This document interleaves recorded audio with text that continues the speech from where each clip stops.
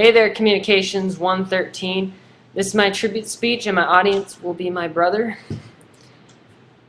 And here it goes. Ever since I was a young child, I have been gifted with music. My parents tell me stories of how I would hum songs before I could even speak. My name is Jason Witt, and I'm here today to pay tribute to a very inspirational person in my life, John Rzeznik, the frontman for the band the Goo Goo Dolls.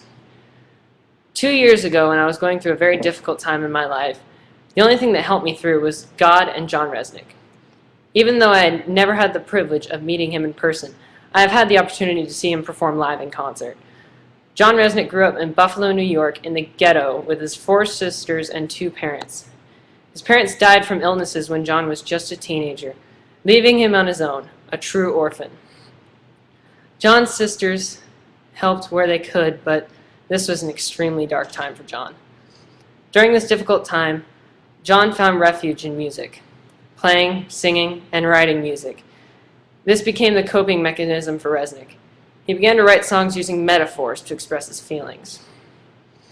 I can relate to John Rzeznik because I do the same thing. Instead of turning to drugs, crime, or street life, I just tend to use my emotions into music, I guess.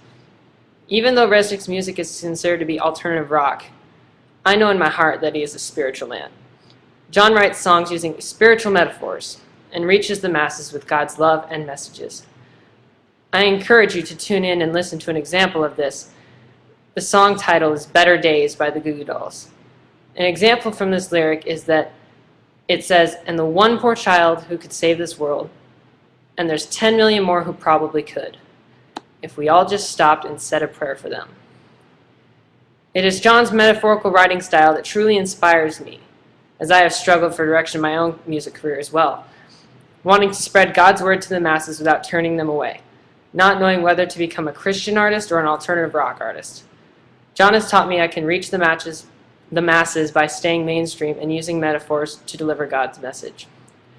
When John attempted to go mainstream with the Goo Goo Dolls in the 90s, the band failed miserably. This was due to their punk rock genre and background.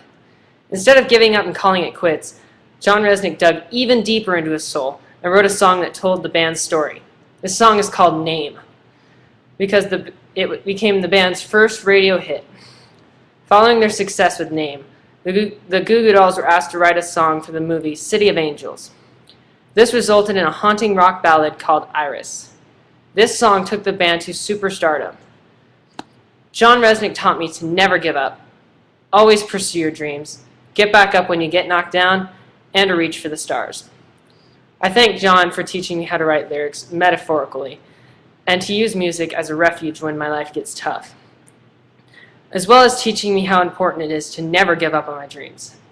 I will always remember how John Rzeznik and the Goo Goo Dolls ignited my passion for music and my desire to make it my career. Thank you so much for your time.